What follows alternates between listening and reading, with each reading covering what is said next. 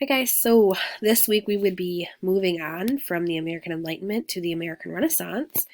The American Renaissance is kind of like an umbrella for three different movements that happened during this time in our American literature. So the American Renaissance is usually regarded as one of the best times for writing in American literature. There was just so much going on that people really had a lot of different categories to choose from, and this was the first time this was really ever happening. Some of the major writers include Walt Whitman, Ralph Waldo Emerson, Henry David Thoreau, Nathaniel Hawthorne. There's a lot more too. Writers during this time really shaped American literature into what it became today. So let's talk about what that is. This time period was between 1828 and 1865. So we're getting closer to the 1900s. If you'll look here, we had three different movements.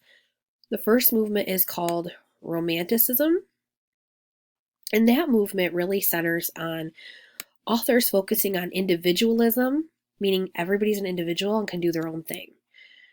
It often was set in distant times or places, so this is when fantasy and imagination really took hold. This is when your fictional books really became popular. This is the first movement to produce a body of work that has the idea of American and individuality, like that we don't have to write the same thing as everybody else. So that's Romanticism. One word to remember that by, I put down here, is individualism, meaning it's fiction. You can make anything up you want. It's your imagination. The next movement is called Dark Romanticism or American Gothic.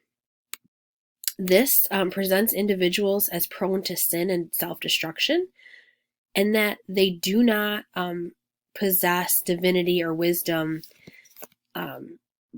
when they're born, but people learn it. It believes that the world is natural and dark, decaying and mysterious, and that people are evil and hellish. Usually these kind of stories show individuals failing at their attempts to make changes for the better. So people try to do good things, but inherently they end up failing. It's really motivational. Usually this genre is used to inspire terror, and they talk about the supernatural, haunted houses, creepy settings. Think Edgar Allan Poe.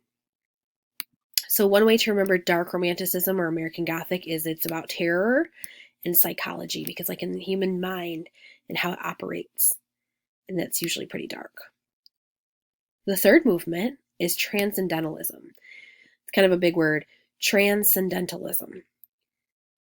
And the people who were following this movement basically valued nature and becoming one with nature. These are people who would go out into the woods and live for months and months and months without electricity, without any of the common things that we have today. They would just live off the land and write about it. They promoted the belief that every human is born good and that people are all good-natured, which is in contrast to the last one, American Gothic, where all people are born innately bad. So one way to remember transcendentalism is the word nature. I want to make it clear that these three movements are all under the umbrella called the American Renaissance. And they were happening at the same time. There wasn't one that particularly happened first or second. They were all going on at the same time. America was exploding at this point with authors who just wanted to try something different or wanted to do their own thing. We categorize it into the three groups: Romanticism, American Gothic, and Transcendentalism, because those are the three most popular that happened during this time. So I hope you are taking notes on this in your notebook. If you're not, you can go ahead and rewatch the video. Make sure you're taking notes. Make sure you know the difference between the three movements. Again, Romanticism, about imagination and being an individual. American Gothic is about darkness, terror, sin, human self-destruction, bad choices kind of thing. Haunted houses, all of that. Transcendentalism is literally just about nature. They wrote about a blade of grass. So, all right. Hope this has been helpful.